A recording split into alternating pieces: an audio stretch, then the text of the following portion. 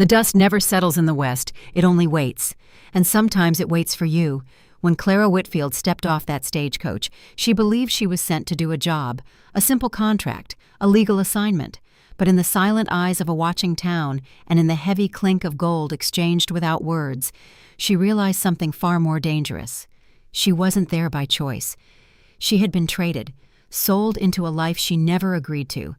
But what if the truth behind that transaction is not what it seems?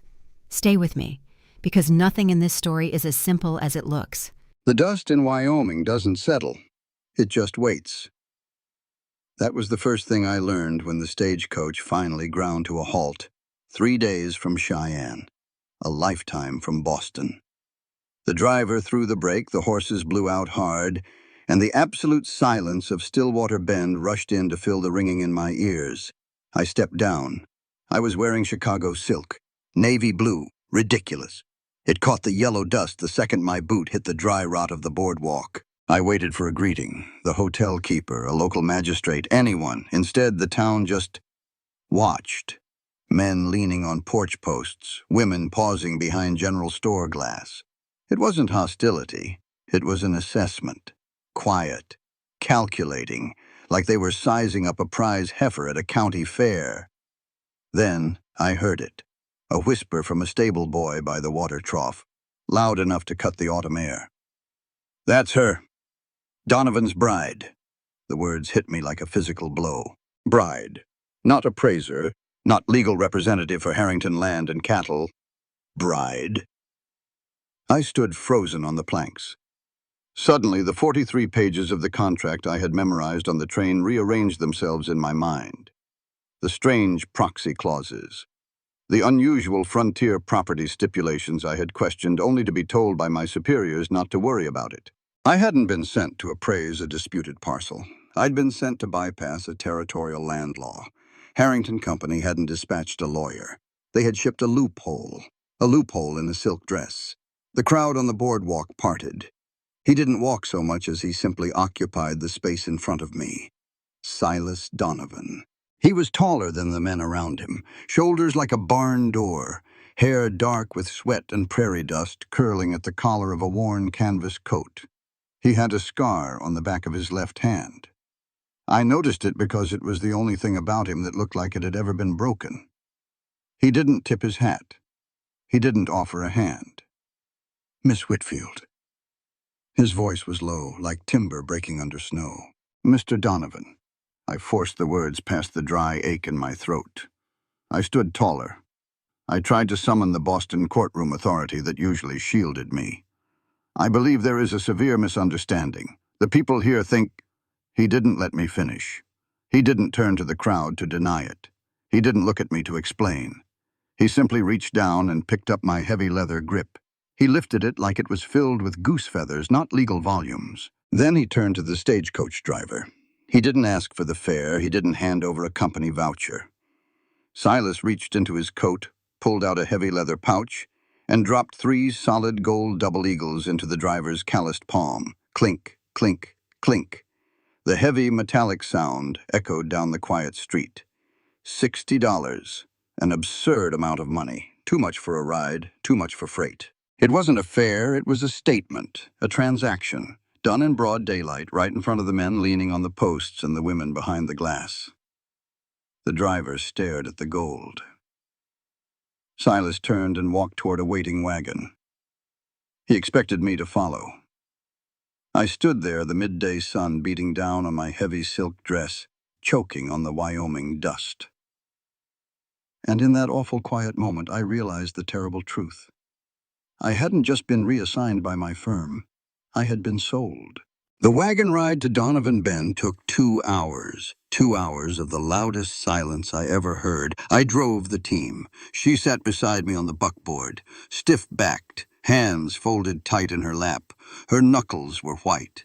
That blue silk dress of hers catching the dust, turning gray at the hem. She didn't look at the mountains. She didn't look at the river. She looked straight ahead, like a prisoner riding to the gallows. I couldn't blame her. I had just handed over $60 in gold to a stage driver who was all too eager to spread the word. Silas Donovan bought himself a city wife. Let them talk. The town of Stillwater Bend had called me worse. I glanced at her. Just a fraction. Her jaw was set. A hard, beautiful line. She was angry. Good. Anger keeps a person warm. And out here, the cold comes fast. We crossed the wooden bridge over the Stillwater. The timbers groaned under the wagon wheels. "This is it," I said. My voice sounded rough, unused. Donovan Bend.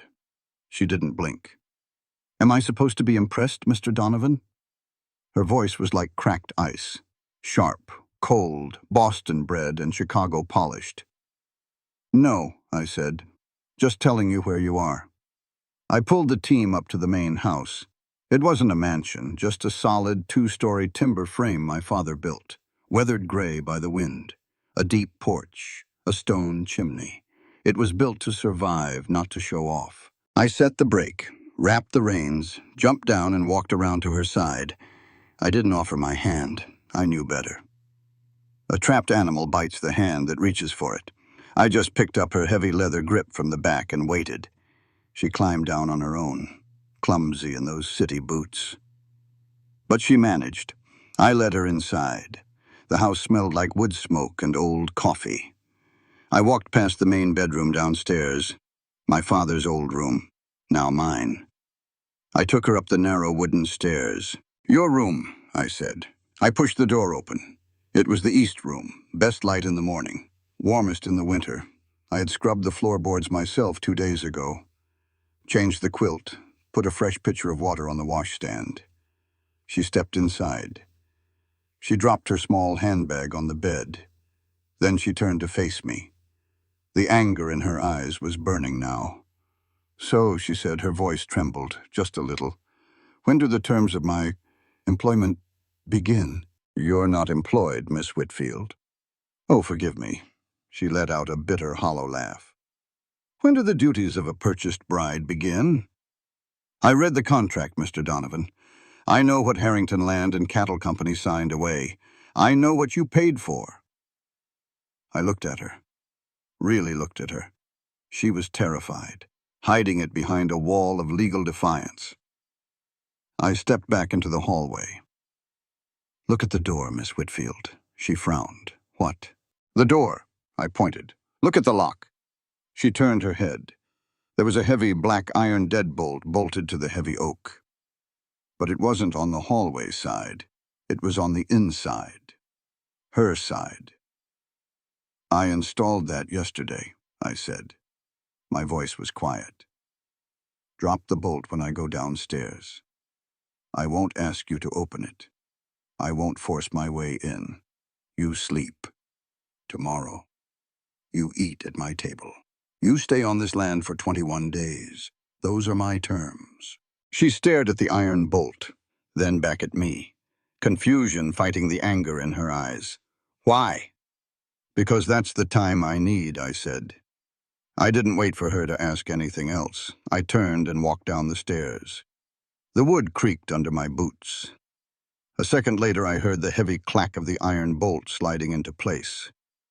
I walked into the parlor, poured myself a measure of rye whiskey. Didn't drink it, just held the glass. "You paid for me." That's what she thought. That's what Harrington let her think. I walked over to my father's old roll-top desk, opened the locked drawer, pulled out the bank receipt I had received by wire 3 weeks ago. Transfer executed. Bank of Boston. Account of Margaret Whitfield Hartwell. Amount, $4,200. Paid in full. I traced the numbers with my thumb. $4,200. It was nearly every cent I had in the world, but it wasn't a purchase price, it was a ransom. When I found out Harrington Company was sending Clara Whitfield to manipulate me out of my land, I did my own digging. I found out about her Aunt Margaret in Boston. I found out about the crippling debt keeping Clara chained to a desk in Chicago, working for men who saw her as a pawn. So I paid it. I wiped the Whitfield ledger clean. Harrington Company was furious. They lost their leverage over her, so they lied. They told her the money was a transaction, a bride price. They sent her out here thinking she was sold, just to spite her, and to spite me. I could have told her. Standing right there in the hallway, I could have handed her the receipt. I could have said, "You're free, Clara. You don't owe anybody a damn thing, but I didn't." Because if I told her I bought her freedom, she wouldn't feel free. She'd just feel a new kind of debt. To me. She'd look at me with gratitude. Or obligation. I didn't want either. My father stole her family's land 20 years ago. You don't fix a theft with charity. You fix it by giving back the power to choose. She needed to stay here for 21 days. Not as a lawyer, not as a bride, just as a woman standing on the dirt that should have been hers. She needed to figure out who she was without a contract hanging over her head. I drank the whiskey. It burned going down. Upstairs, the floorboards creaked. She was pacing, a caged bird testing the bars. "Take your time, Clara," I thought to the empty room. "The door is locked, but I'm not the one holding the key." I woke up freezing. The fire in my small stove had died sometime in the night. I lay still under the heavy quilt. The ceiling was rough-hewn pine. No plaster, no wallpaper, just wood and shadows. It was my first morning at Donovan Bend. I braced myself. I waited for the heavy footsteps on the stairs. The knock. The demand. "Open the door, wife." I had spent the entire night sitting in a wooden chair wrapped in a blanket, staring at the iron bolt Silas had shown me. Why give a prisoner a lock? It was a trick, a psychological game. Men like Silas Donovan didn't hand over $60 in gold for a woman to just sit in a room. He wanted something. I was a lawyer. I knew how contracts worked. You don't pay without expecting delivery. By 6 o'clock, the silence became unbearable. I dressed. I abandoned the silk. I put on my plainest traveling skirt and a thick wool blouse. I slid the bolt back. It made a loud, terrifying sound. I crept downstairs. The house was empty. The kitchen stove was hot. A pot of coffee sat on the iron griddle. Beside it, a clean ceramic mug. No note. I poured a cup. It was strong enough to strip paint off a wagon. I drank it black, standing by the window. I looked out at the yard. Silas was out there. He was by the corral. The wind was whipping his coat around his legs. The sky was the color of bruised iron. Snow was coming. Early. I set the mug down. I walked out the back door. The cold hit me like an open hand. I marched across the dirt. I was ready for a fight. I was ready to quote the Harrington contract, to establish boundaries. He didn't look up when I approached. He was wrestling with a spool of barbed wire. "Mr. Donovan," I said, loud over the wind. He tied off the wire with a pair of heavy pliers. Then he turned. He looked at my skirt, at my bare hands. He didn't say good morning. He walked to the barn. He came back a second later and tossed something at me. Reflex made me catch it. It was a pair of leatherwork gloves, thick cowhide, stiff with cold. "Put them on," he said. I stared at the gloves. "I am not a ranch hand, Mr. Donovan. I am a legal representative, and whatever twisted marriage contract you think you hold—" "I don't hold a marriage contract," he interrupted. His voice wasn't angry, it was just flat. "I hold a 21-day agreement. You want to eat the food from that kitchen? You work. Put the gloves on, the wind's shifting north. We have a calf stuck in the lower mud sink. If it freezes there, it dies." He didn't wait for an argument.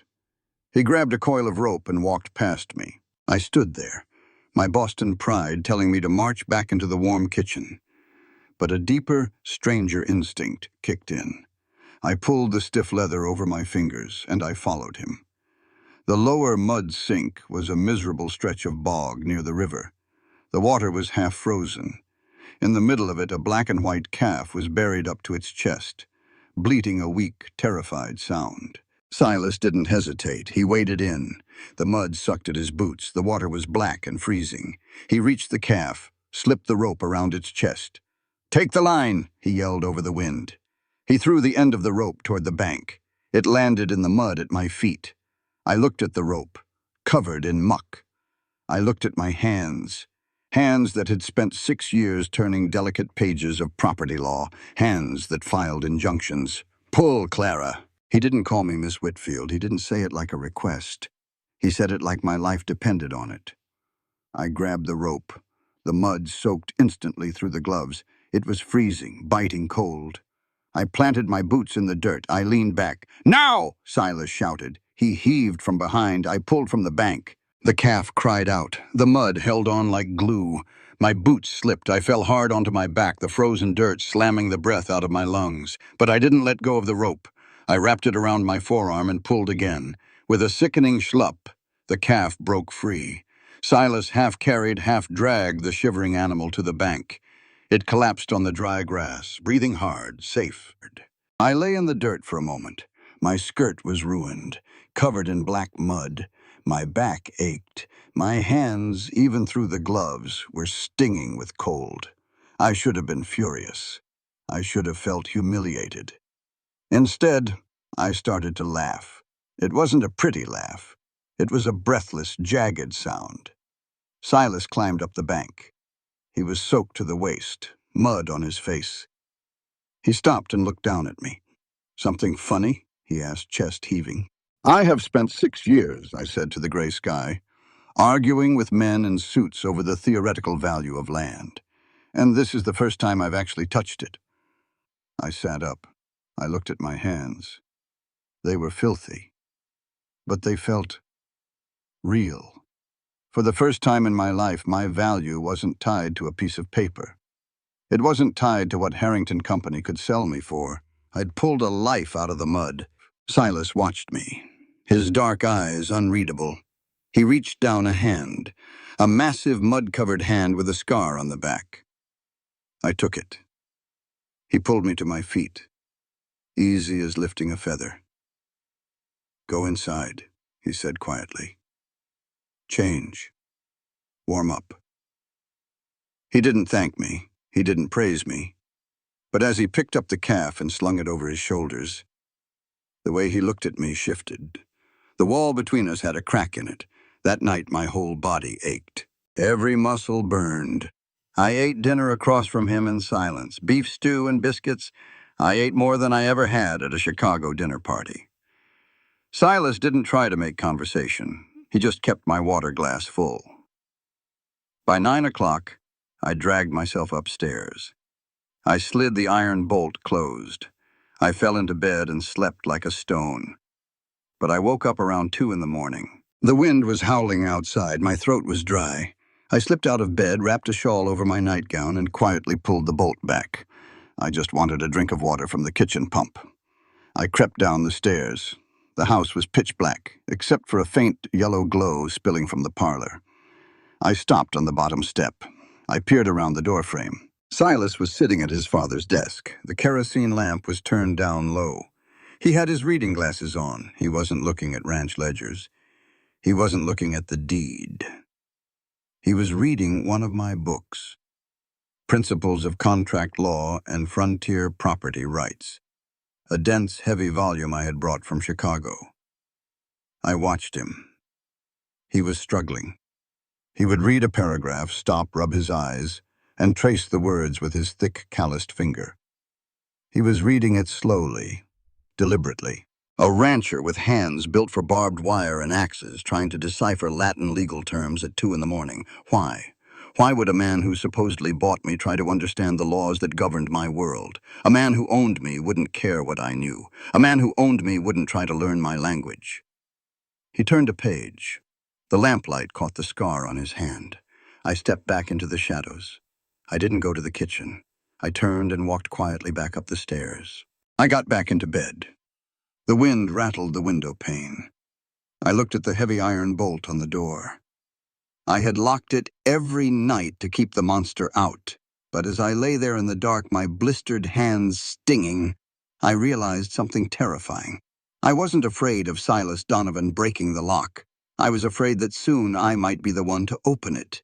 She didn't break. I thought she would. I expected it. The prairie has a way of finding the cracks in a person. It freezes them, dries them out, and waits for them to shatter. City folks usually last a week. They can't handle the scale of it. The sky is too big. The quiet is too heavy. It presses down on you until you start talking to yourself just to prove you're still there. But Clara didn't break. She adapted. I watched her do it day by day. By day 5, she stopped wearing the corset. I saw it burning in the trash barrel behind the barn, just a cage of whalebone and silk curling up in the flames. She came out the back door wearing one of my old flannel work shirts tucked into a canvas riding skirt. She rolled the sleeves up past her elbows. By day 8, the blisters on her palms turned to calluses, yellow and hard. She stopped wincing when she picked up a bucket of feed. By day 10, she stopped jumping at the sound of the coyotes. And something else happened, something that scared me more than a winter freeze. She stopped sliding the iron bolt on her door. I knew it because I listened for it every night. I would sit in the parlor with a glass of rye, waiting for the heavy clack of that iron sliding home. It was the sound of my penance, the sound of her keeping me out. But on the 10th night, I heard her footsteps walk to the door. I heard the floorboards creak. I waited. Nothing. Just the wind. She was trusting me. And that was the worst thing she could do. I rode into Stillwater Bend the next morning for supplies, flour, coffee, nails, the usual. The town was alive with the kind of quiet that means people are talking about you. I walked into the general store. The bell above the door chimed. 2 women by the bolts of calico stopped talking. The clerk behind the counter stiffened. "Mr. Donovan," he said, nervous, wiping a clean counter with a dirty rag. "What can I do for you?" 50 pounds of flour, black powder, coffee. I put a gold piece on the wood. He stared at it. "She's still out there?" he asked. Couldn't help himself. Curiosity is a disease out here. "The city girl?" "She is." "Folks are placing bets," he muttered, turning to grab the flour sacks, "saying she'll be gone by the end of the week, like the others." I didn't answer him. I took my supplies, loaded the wagon. I felt the eyes on my back all the way down Main Street, like the others. That was the legend of Silas Donovan, the monster of Stillwater Bend. The man who couldn't keep a wife. There had been 7 mail-order brides before Clara.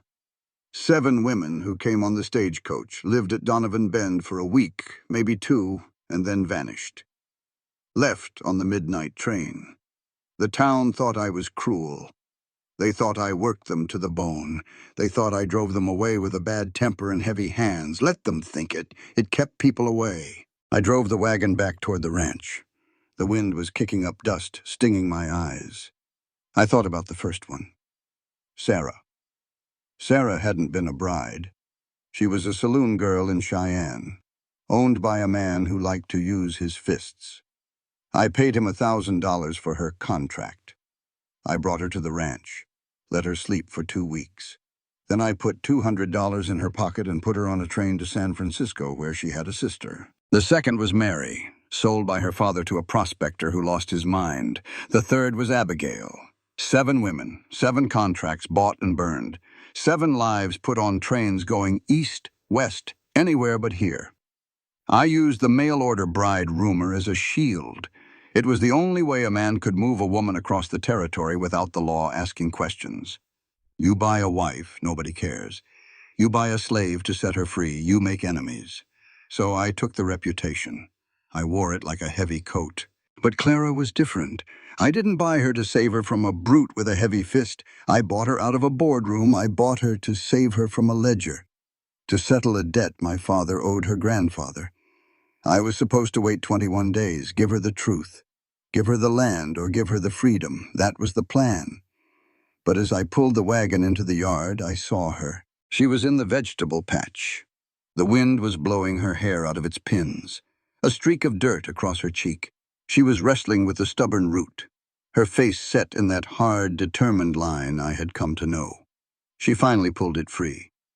She fell back in the dirt. And she smiled. It was the first time I ever saw her smile. It wasn't a polite city smile. It was real. It reached her eyes. It reached her. I wrapped the reins around the brake handle. I just sat there, watching her. My chest felt tight, like I had swallowed a stone. I didn't want to fix the past anymore. I didn't care about my father's debt. I didn't care about the Whitfield name. I just wanted her. I wanted her sitting across my table. I wanted her arguing with me over the feed ledger. I wanted her hands, dirty and calloused, holding mine. And I knew right then that telling her the truth was going to destroy it all. It was day 12. The wind had stopped. That should have been my first warning. The prairie doesn't go quiet unless it's holding its breath. I felt good. It was a strange word for me. Good. For 6 years in Chicago, I woke up with a knot in my stomach. The Harrington Land and Cattle Company demanded perfection. I was a woman in a man's world. I had to be twice as smart, twice as sharp, and completely devoid of emotion. Here at Donovan Bend, I just had to be alive. The land didn't care about my gender. It didn't care about my law degree. A broken fence post needed fixing regardless of who swung the hammer. I swung the hammer. My shoulders ached. My back was stiff, but my mind was quiet. I was starting to see the rhythm of the place. I saw how Silas moved. He never wasted a step. He never wasted a word. He didn't order me around. He just worked and left space for me to work beside him. He was a hard man, but he wasn't a cruel one. I remembered the calf in the mud. I remembered him reading my law books in the dead of night. I remembered the heavy iron lock on my door that he had never, not once, asked me to open. I was starting to trust him. God help me, I was starting to look for him when he wasn't in the room. It was mid-morning. Silas was out on the South Ridge, checking a herd. I was in the house. I had taken it upon myself to clean the parlor, not because I was his wife, but because the dust was driving me crazy. I moved to his father's old roll-top desk. It was a beautiful piece of furniture, cherry wood, heavy. Usually Silas kept it locked, but today the brass key was left in the keyhole. An oversight. I meant to just dust the top. I really did. But my rag snagged on the edge of the wood and the roll top slid up an inch. I froze. A good lawyer never ignores an open file. It was instinct. I slid the top all the way up. The desk was incredibly neat. Stacks of ledgers, pens aligned. But right in the center, sitting on a green leather blotter, was a folded piece of yellow paper. It had the crest of the Bank of Boston stamped on the top corner. My Aunt Margaret's bank. My heart did a strange, hard flutter. I reached out. My fingers felt numb. I unfolded the paper. It was a carbon copy of a wire transfer receipt, dated exactly 3 weeks ago. The day before my superiors at Harrington Company called me into the office and told me I was being reassigned to Wyoming. I read the lines. Transfer executed, Bank of Boston. Account of Margaret Whitfield Hartwell. Amount, $4,200. Originator, Silas Donovan. Stillwater Bend, Wyoming Territory. Memo, paid in full. I stopped breathing. The air in the parlor suddenly felt suffocating. Heavy. Like I was back in the mud bog, sinking. $4,200. That was the exact amount of debt my Aunt Margaret had accrued trying to keep our family home. The debt I sent half my paycheck to cover every month. The debt Harrington Company held over my head to make me work 70-hour weeks. Paid in full. My mind raced. It pieced the puzzle together with cold, ruthless legal precision. Harrington Company hadn't just sent me here to appraise a ranch. They had brokered a sale. A human sale. Silas Donovan wanted a bride. He found out about my debt. He paid it. He bought my family's mortgage, and Harrington shipped me west as the collateral. I wasn't a lawyer out here. I wasn't a partner in the work. I was a purchase. The quiet rhythm of the ranch shattered. The respect I thought I saw in his eyes. The way he read my books. It was an illusion. A man inspecting his property, making sure his investment was sound. My hands started to shake. Then the shaking stopped, replaced by a cold, blinding rage. I didn't cry. I had cried all my tears in Boston. I folded the receipt. I kept it in my hand. I walked out the front door. I stood on the porch. I looked toward the South Ridge. I saw the dust kicking up. He was riding back. I waited. I stood there like a statue. The blue silk dress was packed away upstairs, but I suddenly felt like I was wearing it again. A costume, a price tag. He rode into the yard. He dismounted. He patted the horse's neck, looping the reins over the hitching post. He looked up at me. He paused. He knew. Men like Silas always know when the weather turns. He took his hat off, walked toward the porch. He stopped at the bottom of the steps. "Clara," he said. "Miss Whitfield," I corrected him. My voice cut through the air like a whip. He didn't flinch. His dark eyes locked onto mine. I walked down the steps, one by one, until I was standing exactly on his level in the dirt. I raised my hand. I held the yellow bank receipt inches from his chest. "I found this on your desk," I said. My voice was eerily calm, the voice I used to destroy men in cross-examinations. He looked at the paper. He didn't reach for it. He didn't try to explain. He just looked back up at me. "I see," he said quietly. "Do you?" I stepped closer. The anger was rising now, boiling over the edges of my control. "Do you see, Mr. Donovan? Because I see everything. I spent 12 days breaking my back on your land. I pulled your cattle from the mud. I sat at your table." My voice cracked. I hated that it cracked. I actually thought you respected me. I thought the lock on that door meant something." "It does," he said. "Do not lie to me," I screamed. The sound echoed off the barn. A few crows scattered from the roof. I threw the paper at him. It hit his chest and fluttered to the dirt. $4,200, I said, my chest heaving.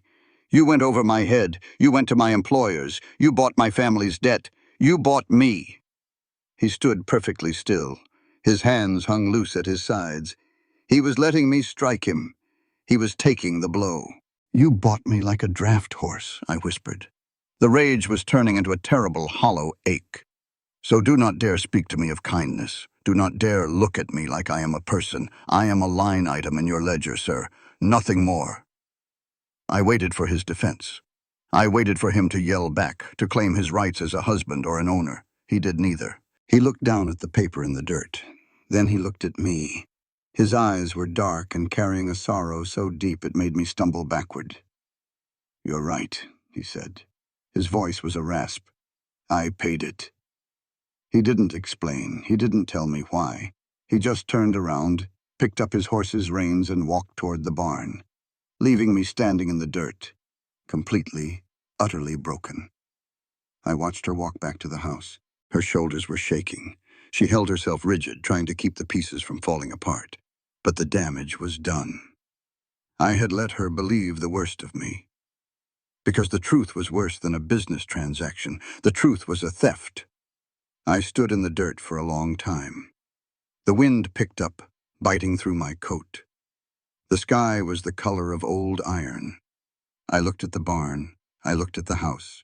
Then I made my decision. I wasn't waiting for day 21. I walked into the barn. I saddled the roan. I saddled the gray mare for her. I didn't rush. I pulled the cinches tight. I smoothed the blankets. I led the horses to the front porch. I tied them to the rail. I walked inside. She was upstairs. The door was closed. But it wasn't locked. The iron bolt hung loose. That hurt more than if she had thrown it. "Clara," I said through the wood. Silence, then her voice, stripped bare. "Go away.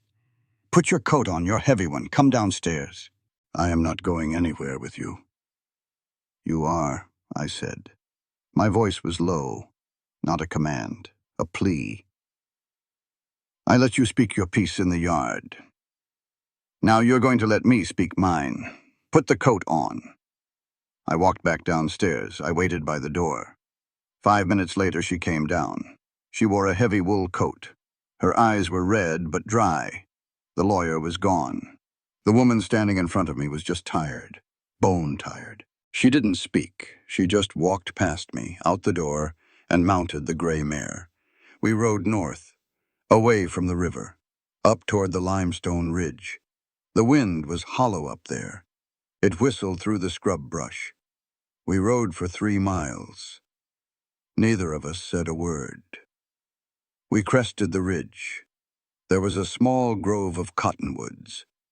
Underneath the trees, surrounded by a low iron fence, were 2 headstones, weathered granite. I dismounted. I tied the roan to a branch. Clara looked at the stones, then looked at me. She climbed down slowly. I walked to the iron gate, pushed it open. It shrieked on rusted hinges. "My mother," I said, pointing to the smaller stone, "died when I was 9. Fever." I pointed to the larger stone. "My father, Thomas Donovan, died 3 years ago." Clara stood by the gate. The wind whipped her hair. "Why did you bring me here, Silas? Are you going to tell me he made you buy me?" "No," I said. I reached into the inside pocket of my coat. I pulled out a folded piece of paper. It was old. The creases were soft, frayed. The ink was fading. I held it out to her. She stared at it. "What is this?" "A confession." She didn't take it. She just watched my hand. "Read it, Clara. Please." She finally reached out. Her fingers brushed mine. They were cold. She unfolded the paper. She stood in the wind and read the words my father wrote 3 years ago. I knew them by heart. I didn't need to look. "Silas, I am dying, and I am a thief." In the summer of '63, I worked for the railroad. I was a land scout. I found a parcel on the Stillwater. Good water, good grass. It belonged to a Scottish man, Henry Whitfield. I watched Clara's eyes jump back to the beginning of the page. She gasped, a sharp, ragged intake of breath. "I found a flaw in his deed," the letter went on. "A territorial loophole. I exploited it. I threatened him with a federal injunction I knew he couldn't afford to fight. He had a family, daughters. I bought his land for 10 cents on the dollar. I ruined him. I quit the railroad. I built this ranch on his grave, and I have not slept a full night since. If a Whitfield ever comes to this land, Silas, do not pay the debt with the soil. Give them the choice. Give them the freedom I stole from their grandfather." Clara stopped reading. The paper fluttered in her trembling hands. She looked at the headstone, Thomas Donovan. Then she looked at me. "My grandfather," she whispered. "This land, Donovan Bend." "It's Whitfield land," I said. "Always was." She shook her head, trying to process the scale of it. 20 years of history. "The contract, the Harrington Company. Why did they send me?" "They didn't want to. My father's will demanded it. He left a clause. The ranch could only be appraised by a firm employing a direct descendant of Margaret Whitfield, your aunt. Harrington wanted the commission, so they sent you." "And the $4,000? Her voice broke. "I hired a private investigator in Boston," I said. "A year ago, I found out about your aunt's debts. I found out you were killing yourself in Chicago to pay them off. Harrington owned you, Clara." I took a step toward her. The gravel crunched under my boots. "I didn't buy you. I bought the debt. I cleared the ledger." She looked at me, her eyes wide, searching my face for the lie. She didn't find one. "Why?" she asked. The anger was gone, replaced by a terrible hollow confusion. "If the land was mine, why make me stay 21 days? Why the lock on the door? Why put me through this? Because if I told you on day 1, you would have hated me, or you would have felt obligated to me." I swallowed hard. My throat felt like sandpaper. "I didn't want you to stay for a debt. I wanted you to learn the land. I wanted you to figure out if you even liked it, without the ghost of my father hanging over your head." She looked down at the letter. She read the last line again. Something caught. I saw her freeze. "Silas," she said. Her voice was suddenly very small. "Your father, he came to Boston once." I nodded, slowly. 1864, a year after he took the land. He wanted to see what happened to Henry's family. He wanted to see if they survived. "He took you with him." "I was 4 years old." Clara dropped the letter. It fell to the dirt. She stared at me, her eyes tracing the line of my jaw, the breadth of my shoulders. And then she looked down at my left hand, at the thick, jagged scar across the back of my knuckles. "It was winter," she whispered. Her eyes were far away, seeing something from a lifetime ago. "I was little. I was wearing a blue coat. I slipped on the ice. I fell into the carriage rut. The water was freezing." My chest tightened. "A wagon was coming," she said. Her breathing hitched. The horses couldn't stop on the ice. I was stuck, and someone grabbed me. I didn't speak. "A boy," she said. A boy grabbed my collar. He pulled me back. The wagon wheel caught his hand against the cobblestone. It crushed it. She stepped forward. She reached out. Her fingers, trembling, traced the white scar on my left hand. "It was you." "My father patched it up," I said quietly. "We got on a train the next day. We never went back." Clara stood there, the wind howling around us, the dust swirling at our boots. 20 years of lies and theft and guilt collapsing into a single point on a windy ridge in Wyoming. She looked up at me. Tears finally spilled over her lashes, cutting tracks through the dust on her cheeks. "You saved my life," she whispered, "before you even knew my name." "I didn't buy you, Clara," I said. My voice broke. "I didn't care. I bought your freedom, because it was the only thing I had left to give you." She didn't throw her arms around me. She didn't collapse against my chest. She just stood there, holding my scarred hand, crying into the Wyoming wind. And for the first time in my life, I felt the ghost of my father finally leave the ridge. The truth doesn't set you free, not right away. First, it breaks you. It shatters every assumption you've ever made about your life, your struggles, and the ground beneath your feet. We rode back to the house in silence. But it wasn't the heavy, suffocating silence of the morning. It was the silence of a house after a storm. The roof is still there, but everything inside has been rearranged. I went to my room, the east room. I looked at the iron bolt on the door. I traced the cold metal with my fingers. Silas hadn't put it there to lock me in. He put it there to keep my ghosts out, to give me one square room in the world where I belonged only to myself. I sat on the edge of the bed. I put my face in my hands. My grandfather's land, my family's legacy, stolen by the father, returned by the son. And the debt, the crushing, suffocating debt that had dictated my entire adult life, gone, erased by a wire transfer and a man who didn't even want the credit. I should have felt elated. I should have felt light. Instead, I felt terrified. For 6 years, I had a master, the Harrington Company. Before that, the debt. I knew how to fight a master. I knew how to outwork them, outsmart them, outlast them. But Silas wasn't a master. He was a savior. And in some ways, that was infinitely more dangerous. How could I stay? If I stayed now, was it because I loved the land? Was it because I loved the man? Or was it just the overwhelming, paralyzing weight of gratitude? If I stayed right now, I was just trading a corporate ledger for a moral one. I stood up.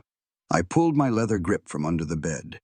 I opened it on the quilt. I started packing. Not the blue silk. I folded the flannel shirt, the canvas skirt, the heavy boots. I walked downstairs. Silas was at the kitchen sink, washing the dust off his face. He heard my boots on the floorboards. He turned. He saw the bag. He didn't tense. He just grabbed a towel, dried his hands. "I need to go," I said. My voice was steady, though my heart was hammering against my ribs. "Back to Chicago?" he asked. "No, just away, to town, to the boarding house in Stillwater." I gripped the handle of the bag. "You bought my freedom, Silas, but freedom isn't something you can just hand to a person. They have to know how to wear it. I don't know who I am without a contract." He looked at me, his dark eyes studying my face. He didn't argue. He didn't list the things he had done for me. "I'll hitch the wagon," he said. That was all. He drove me to Stillwater Bend. He carried my bag into the boarding house. He paid the widow who ran it for a week's room and board, though I tried to pay it myself. He tipped his hat. "I'll be at the ranch if you need anything." He turned and walked out the door. He didn't look back. I spent the first night staring at the ceiling. The bed was too soft. The street outside was too loud. I missed the absolute silence of the prairie. I missed the smell of wood smoke and old coffee. On the second day, I walked to the telegraph office. I drafted a message to Reginald Pierce, my boss at Harrington Land and Cattle. "Mr. Pierce, stop. I am withdrawing from the Donovan Bend acquisition. Stop." Furthermore, consider this my formal resignation from the firm. Stop. The debt is settled. Stop. Do not contact me again. Stop. Clara Whitfield. I handed it to the clerk. I paid the 40 cents. I walked out of the office. The sun was bright. The air was cold. I stood on the wooden boardwalk and took a deep breath. It felt different. It felt like my lungs were finally expanding all the way. I was unemployed. I had exactly $42 to my name. I was a single woman in the Wyoming Territory, and I felt invincible. On the third day, I decided to test my new reality. I needed to know I could survive here, on my own merits, not as Thomas Donovan's victim and not as Silas Donovan's charity. I went to the assize court. I pulled the land records. Silas owned 640 acres, but right next to it, along the northern bend of the river, was a narrow 20-acre strip of disputed brushland. Too small for a commercial herd, too rocky to farm. It belonged to the county for tax default. I went to the bank. I laid my $42 on the manager's desk. "I want to buy the North Bend parcel," I said. He laughed. "Miss, that land ain't worth the dirt it's made of, and you're a woman alone."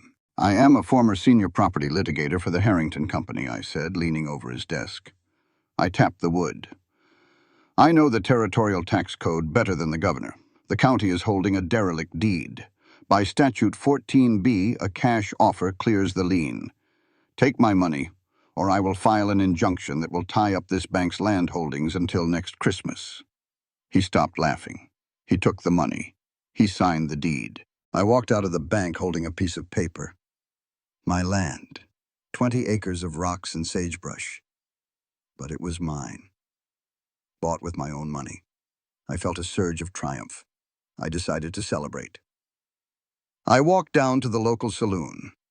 Not the parlor, the actual bar. I wanted a hot meal, a real steak. I sat at a corner table. The room got quiet. A woman didn't sit in a saloon alone, especially not the purchased bride of Silas Donovan. A miner, deep into his cups and smelling like cheap gin, detached himself from the bar.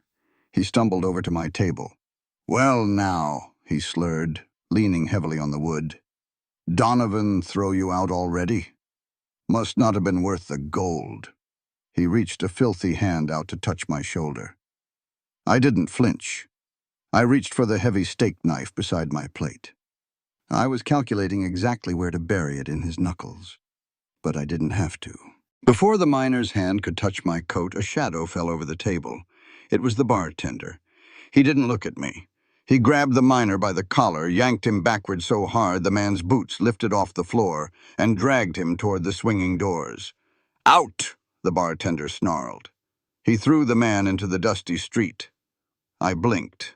The bartender walked back. He wiped the table next to mine. He gave me a short, respectful nod. "Enjoy your meal, ma'am." It was strange. Too efficient. When I left the saloon an hour later, I walked down the alley toward the boarding house. The wind was kicking up. I pulled my coat tight. I noticed the firewood box outside the widow's back door. Yesterday it had been empty. Today it was stacked high with split pine, freshly cut. I stopped. I looked up. Beyond the alley, past the edge of town, up toward the limestone ridge that overlooked Stillwater Bend. The sun was setting, painting the sky in bruised purples and burnt orange. Outlined against the dying light, sitting motionless on the back of a roan horse, was a man.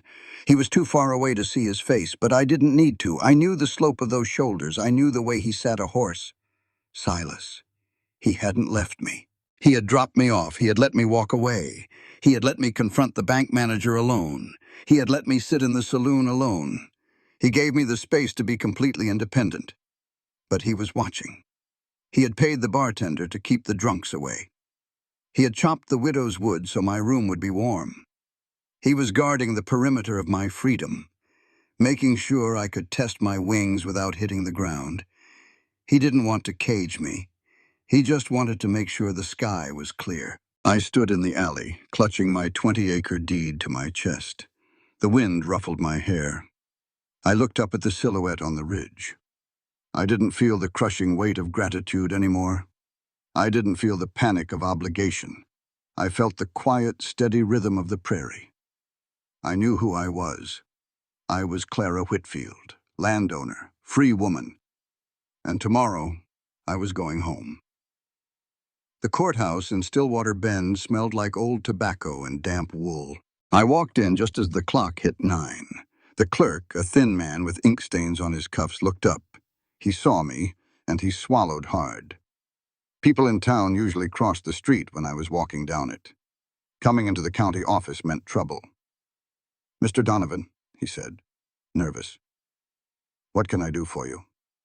"I need the deed registry," I said, "and I need the magistrate now." 10 minutes later, old Judge Higgins came out from his back office. He was wiping his spectacles. He didn't look scared, just tired. He knew my father. He knew the blood on the Donovan land. "Silas," the judge said, leaning against the wooden counter, "you're a long way from the river." "I'm here to file an amendment," I said, "to my father's will, and to public record." I pulled a folded piece of heavy parchment from my coat. I had stayed up half the night writing it. Not in the rough, sprawling handwriting of a rancher. I wrote it slow, careful, making sure every legal term was exactly right. I had learned a few things from reading Clara's books in the dark. I slid the paper across the worn oak counter. Judge Higgins put his spectacles on. He read it. His eyebrows crept up toward his hairline. He read it a second time. Then he looked at me. "You understand what this says, Silas?" I wrote it. "This is a public declaration," Higgins said, his voice dropping low. "You are legally dissolving the marriage proxy. You are stating, for the territorial record, that Miss Clara Whitfield is not your betrothed. She is not a dependent. She is an independent legal consultant." "That's right." "Silas, the town thinks you bought a bride. If I file this, it proves you didn't. But it also proves you gave away $4,000 for absolutely nothing in return. It means she owes you nothing. She can walk onto the next train, and the law will back her." "I don't want the law to hold her," I said. "File it." He stared at me for a long time. Then he nodded. He dipped his steel pen into the inkwell. He signed the bottom. He reached for the heavy brass county stamp. Thump! The seal hit the wax. It was done. "I'll post a notice on the courthouse board," Higgins said quietly. "By noon, everyone in Stillwater's going to know she's a free woman, and they're going to know you're a fool." "Let them," I said. I walked out of the courthouse. The morning sun was bright, cutting through the autumn chill. I untied the roan. I rode out of town. I had done it. I had stripped away the last chain Harrington Company had put on her. I took the stigma of the mail-order bride, and I killed it in the public square. Clara Whitfield was her own woman, untouchable by gossip, protected by law. I rode back to the ranch. The house was empty. It had been empty for 3 days, but today the silence was different. It wasn't the silence of waiting. It was the silence of an ending. She was in town. She had her freedom. She was probably packing for Chicago right now. I walked into the parlor. I went to the cherrywood desk. I unlocked the bottom drawer, the one I kept hidden. I pulled out a small cedar box. Inside were 7 pieces of paper. Some were letters. Some were just scribbled notes from the 7 women who had come before Clara. The women I had bought from bad men, brought here to rest, and put on trains to better lives. I never read the letters they left behind. I didn't want their gratitude. But there was one letter I had avoided for a different reason, the 7th letter, from Anne Harrow. Anne was sharp. She had been a school teacher in St. Louis before her brother sold her debts to a saloon owner. I bought her out. She stayed at the ranch for 2 weeks. She watched me. She figured me out faster than I figured myself. When I put her on the train to Denver, she handed me a sealed envelope. She told me not to open it until the right woman walked through my door. I hadn't opened it until today. I broke the wax seal. I unfolded the paper. Anne's handwriting was elegant, slanted, and entirely too perceptive. "Silas," the letter read, "you think you are saving us. You think you are paying off your father's sins by buying ruined women and setting them free. But I see the way you look at your father's old ledgers. I saw you tracing the name in the margins." I stopped breathing. I stared at the ink. "You aren't rescuing me, Silas. You are just passing the time. You are waiting. I know about the Whitfield debt. I saw the papers. And I know you've been waiting for the daughter to come. You're waiting for Clara. You think you owe her justice. But a man doesn't trace a woman's name in the dark just for justice. You fell in love with a ghost, Silas Donovan. You fell in love with a girl you saved from the ice 20 years ago. And you've been building a ranch for a woman who doesn't even know you exist. When she finally comes, don't let the guilt make you hard. Don't let the money frighten her away. Give her the truth, and then give her a reason to stay. I lowered the letter. The paper trembled in my hand. Anne was right. I had lied to myself. I told myself I was just clearing a ledger, returning stolen property. But it was a lie. I had known her name for years, Clara Whitfield. I had dreamed of her. I had built the South Terraces because my father's note said the Whitfields loved to farm, not just ranch. I had bought the blue quilt for the east bedroom because I remembered the little girl on the ice wore a blue coat. I hadn't bought her from Harrington Company to settle a score. I bought her because I loved her. I loved a woman I hadn't seen since I was 4 years old, and when she finally stepped off that stagecoach, furious and beautiful in her Chicago silk, she was more than the ghost I had built in my head. She was a storm. She was fire. She was real, and I had let her go, because I thought that's what a good man was supposed to do. I folded the letter. I put it back in the box. I locked the desk. I walked out the back door. I grabbed a pickaxe from the barn. I walked up to the south ridge where the earth was hard and packed with rocks. I started swinging the axe. I hit the dirt, hard, over and over, busting the limestone, leveling the ground. I swung until my shoulders screamed, until my hands bled through the calluses, until the sun started to set. If she was leaving on the morning train, there was nothing I could do. She had the right, she had the freedom. But I was going to finish these terraces. I was going to plant the soil, because this was Whitfield land. And even if she never saw it again, I was going to make it beautiful for her. It was day 21. I woke up before the sun. The boarding house was perfectly quiet. I lay in the narrow bed, listening to the wind whistle through the eaves. Today was the day the Harrington contract originally expired. The day I was supposed to report back to Chicago with a signed deed. Instead, I had a telegram receipt confirming my resignation. I had 40 cents in my pocket, and I had a piece of paper in my leather bag that changed the center of gravity in my world. I threw off the covers. I dressed quickly. I didn't put on the Chicago silk. I packed it at the bottom of my bag. I put on the heavy canvas riding skirt, the thick wool blouse, the scuffed leather boots, the clothes of a woman who knew how to pull a calf from the mud. I walked downstairs. The widow was in the kitchen, stoking the fire. "Leaving us, Miss Whitfield?" she asked, eyeing my grip. "Yes, ma'am," I said. "Thank you for the room." I walked out to the livery stable. The gray mare was waiting for me. I saddled her myself. My hands moved over the leather straps, confident, unhesitating. I rode out of Stillwater Bend. The morning air was sharp, like drinking cold water. The prairie stretched out before me, a sea of gold and pale green under a sky so blue it hurt the eyes. I didn't take the stagecoach road. I cut across the limestone ridge. I knew the land now. I knew the dip of the valleys. I knew which way the wind blew through the cottonwoods. I felt the rhythm of the horse beneath me. It wasn't just dirt and grass anymore. It was a living, breathing thing. It took 2 hours to reach Donovan Bend. I didn't ride to the front porch. I didn't go to the house. I knew where he would be. I steered the mare toward the south ridge, toward the unplanted slopes. I crested the hill, and there he was. Silas. He was waist-deep in a trench, wrestling a massive limestone boulder out of the earth. His coat was discarded on a fence post. His shirt was soaked with sweat. He was building the third terrace, the one I had sketched out on a piece of scrap paper a week ago, just making idle conversation at dinner. He remembered.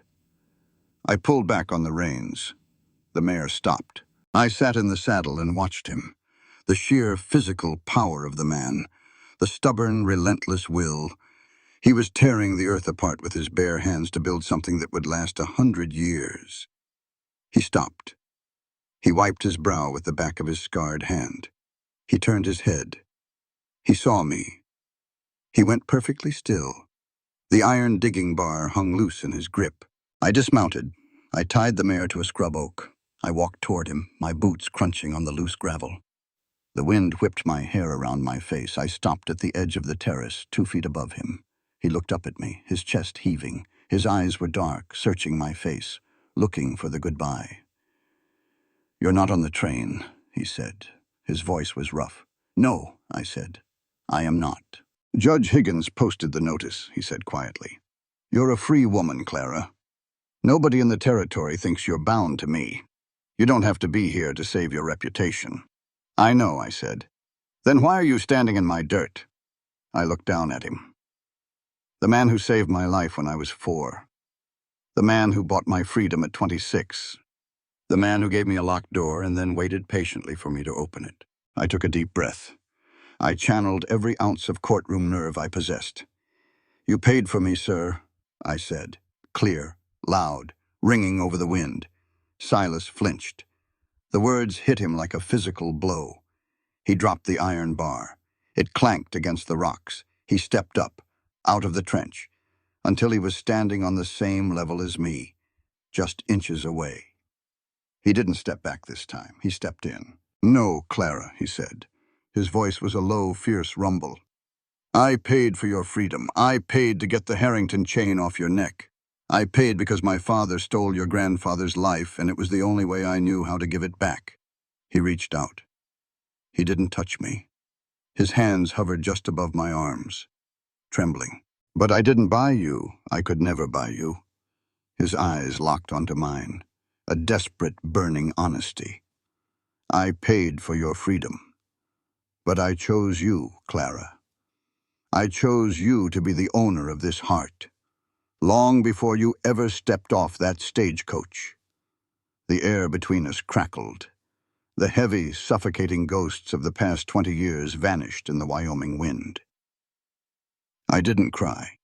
I smiled. It was a fierce, reckless smile. "I know," I whispered. I reached into my coat pocket. I pulled out a folded piece of heavy stamped paper. I held it up between us. "What is that?" he asked. "A deed," I said. "I went to the assize court yesterday, Silas, before I knew about your public declaration. I went to the bank. I spent the last $42 of my savings." I tapped the paper against his chest. "There's 20 acres of riverfront on the North Bend. Disputed brushland.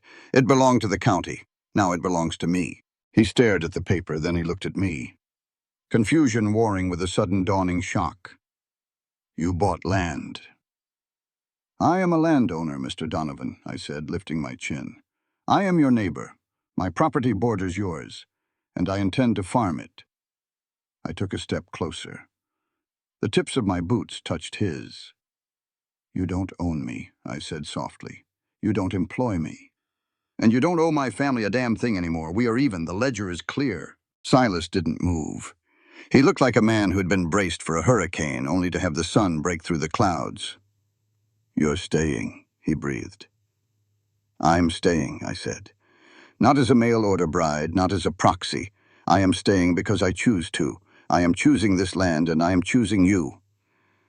I didn't wait for him to ask. I didn't wait for a contract. I dropped the deed into the dirt. I reached up. I grabbed the lapels of his sweat-soaked shirt, pulled him down to my level, and kissed him. For a second he was entirely still, shocked into paralysis. Then a low groan tore from his throat. His massive arms wrapped around my waist, pulling me hard against his chest. He lifted me off the ground. He kissed me back like a starving man, fierce, desperate, and completely surrendered. My hands went to his hair. His hands anchored me. It tasted like dust and salt and absolute freedom. When he finally set me back on my feet, we were both breathless. My forehead rested against his chest. I could hear his heart hammering like a runaway train. He looked down at me. The monster of Stillwater Bend, the man who chased away 7 brides. His eyes were shining. "20 acres of brushland," he whispered, a rough smile breaking across his face. "It's all rocks, Clara. You can't farm that." I laughed. A bright, clear sound that echoed off the limestone ridge. "I'm a terrible farmer," I said, looking up at him. "But I hear my neighbor is pretty good with a pickaxe. I was hoping we could come to an arrangement." Silas looked at me. He looked at the vast, golden prairie stretching out around us. He looked at the deed, lying in the dirt. He didn't pick it up. He picked up his iron bar instead. "Grab a shovel, Miss Whitfield," he said, the smile reaching his eyes. "We've got work to do." A year's a long time in the Wyoming Territory. It can age a man 10 years. It can turn a city girl into leather and bone. Or if the rain falls just right, it can wash the blood out of the dirt. It was the fall of 1884. A traveling salesman from Denver, peddling hardware and dry goods, stopped his wagon in front of the boarding house in Stillwater Bend. He was a man who traded in gossip as much as cast iron. He bought a cup of black coffee from the widow who ran the place. He sat on the porch watching the dust blow down Main Street. "Quiet town," the salesman said. "We like it that way," the widow replied, wiping down a table. "I heard a story in Cheyenne," the salesman pressed, leaning forward, "about a rancher out this way. Said he bought a woman from a Chicago law firm, kept her prisoner. Then she lost her mind, bought the swamp next door, and refused to leave." The widow stopped wiping. She looked at the salesman. It was a flat, hard look. "You heard wrong, mister. Is that so?" "That's so?" The widow poured herself a cup of coffee. "He didn't buy her. He freed her. And she didn't lose her mind. She found it." The salesman chuckled, thinking it was a joke. "Are they married, at least?" "Haven't seen a preacher." The widow took a sip. She looked out toward the limestone ridge at the edge of town. "Some folks think it's a scandal, living out there, no ring, no paper. What do you think?" "I think," the widow said quietly, "that paper don't hold a plow, and a ring don't keep you warm in a blizzard. They got an arrangement, legal one, drawn up by Judge Higgins himself. She owns the North Bend, he owns the South. If one of them dies, the land goes into a trust. Nobody owns the other." The salesman shook his head. "Sounds like a business deal, not a romance." The widow just smiled. "Why don't you ride out there and see for yourself?" He did, not for business, just out of plain curiosity. The salesman drove his wagon out past the town limits, 2 hours on a rutted dirt road. He crested the limestone ridge just as the afternoon sun started to dip, casting long golden shadows across the prairie. He pulled back on the reins. The wagon groaned and stopped. He looked down into the valley. Donovan Bend. The river was running cold and clear, a ribbon of silver cutting through the yellow grass. But it was the south slope that caught his eye. It wasn't wild brush anymore. It was terraced, stepped into the hillside like giant stairs, shored up by heavy limestone rocks. Rows of green broke through the hard earth.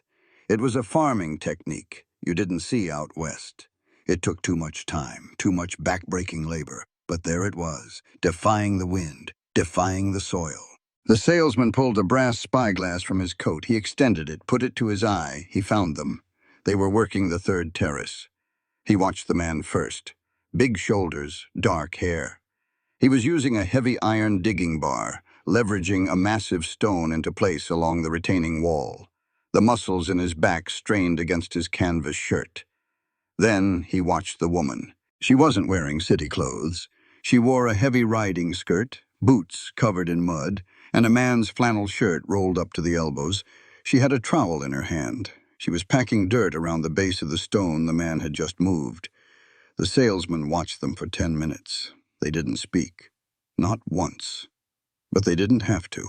When the man lifted the iron bar, the woman stepped back. Exactly when she needed to.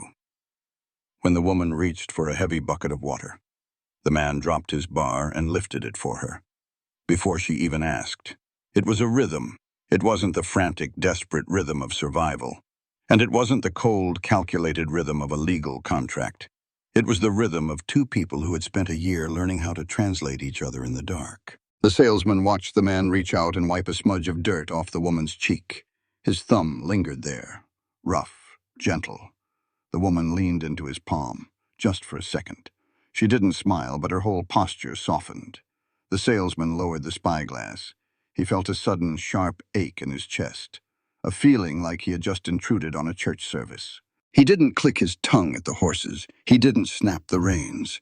He quietly released the brake and let the wagon roll slowly backward, turning it around on the ridge. He drove away, leaving them to the silence. Down in the valley, the wind shifted. It blew from the north, cold, smelling of pine and distant snow. Silas drove the iron bar into the dirt. He left it there. He wiped his hands on his trousers. Clara stood up. She brushed the soil from her knees. Her back ached. Her hands were calloused and stained with black earth. She looked at the terrace. Then she looked at him.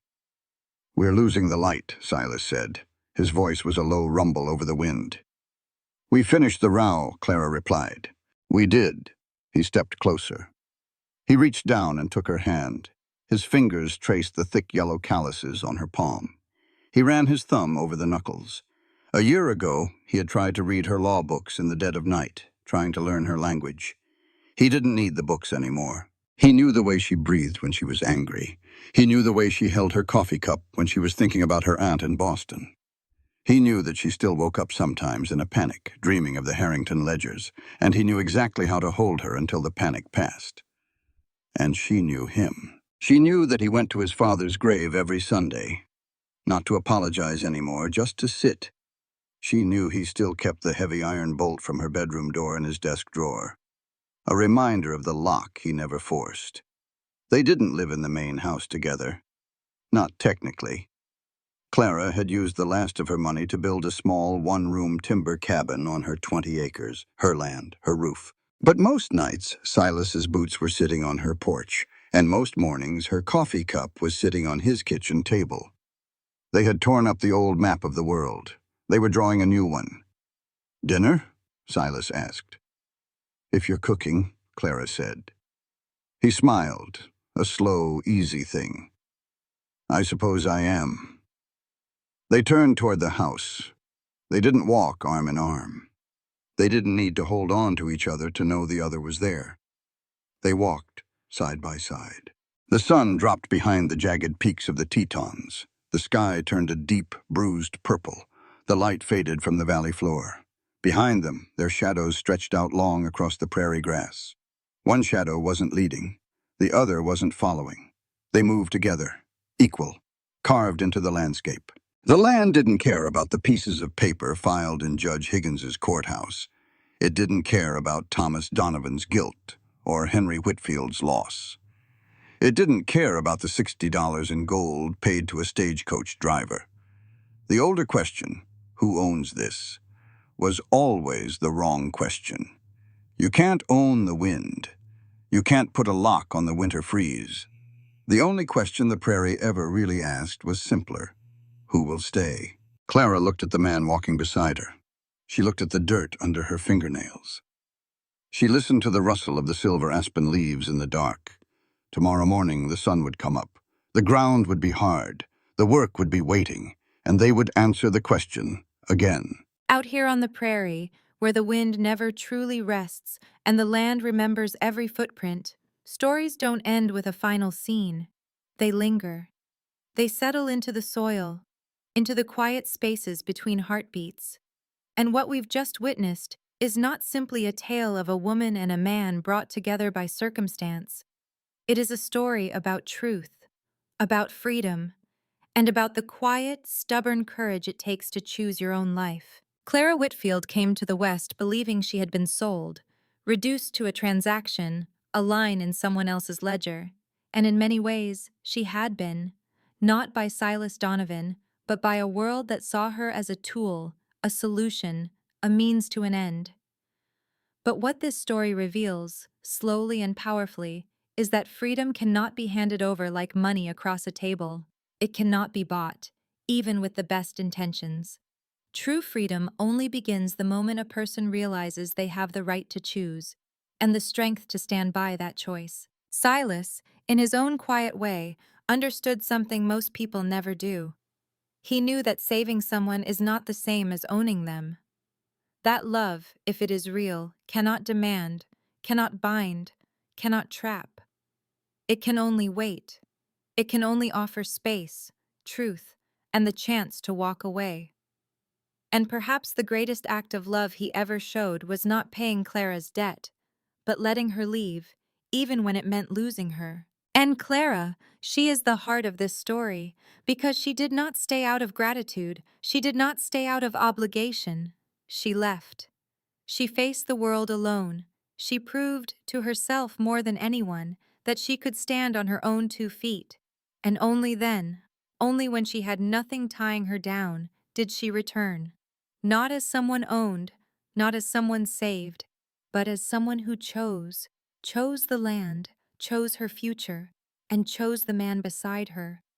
That is the true meaning of this story. It teaches us that love without freedom is just another kind of cage, that kindness without respect can become a burden, and that the most meaningful relationships in this world are not built on need or debt, but on equality, trust, and the courage to stand side by side, not above or below. In life, we all carry ledgers, debts of the past, expectations placed on us, roles we never asked to play. But like Clara, we have the power to close those books, to step away, to ask ourselves who we are when no one is holding the pen but us. And maybe, just maybe, the question that matters most is not, what do we owe? Or, what do we own? But something far simpler and far more difficult. Who will we choose to be?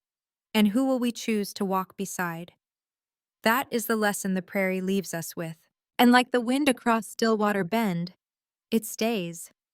The characters, settings, and events portrayed in this story are entirely fictional.